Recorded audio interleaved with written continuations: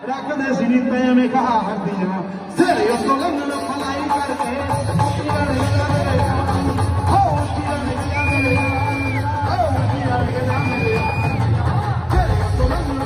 भारतीय पंजाब के छोटे से गांव मूसेवाला से ताल्लुक रखने वाले सिद्धू मूसेवाला ने इंतहाई कम उम्र और कम वक्त में बतौर गुलकार अपनी पहचान बनाई। मुनफरिद गीत और दिलों को छू लेने वाली शायरी की वजह से वो नौजवान नस्ल में देखते ही देखते मकबूल हो गए। शोहरत का सफर तय करने वाले मूसेवाला ने गुर्बत से अमीरी का सफर तय किया और पलक झपकते ही अपनी जिंदगी बदल डाली। बड़ी बड़ी गाड़ियां और महलनुमा घर बनाने वाले सिद्धू मूसेवाला कितने अमीर थे, उनके पास कितनी गाड़ियां और घर थे, गुलकारी के अलावा उनका जरिया मुआश क्या था, ये सब कुछ हम बताएंगे आज की इस वीडियो में।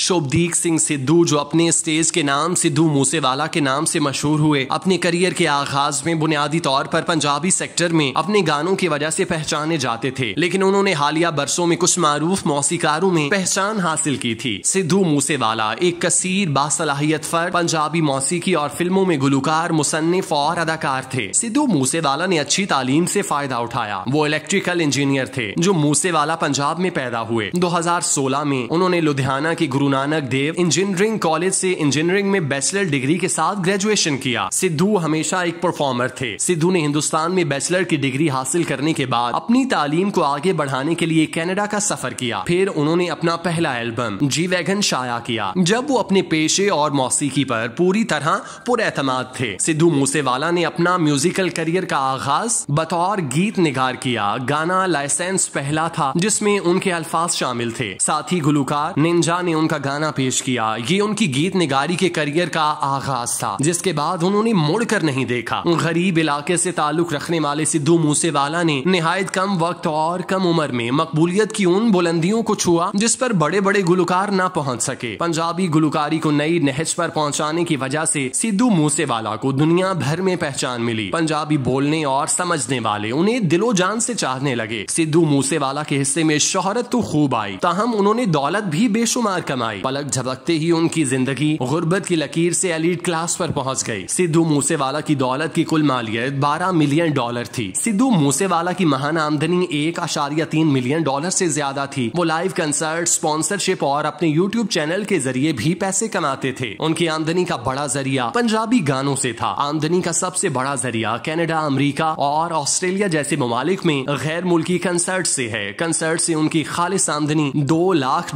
से $3 लाख फी कंसर्ट के दरमियान थी।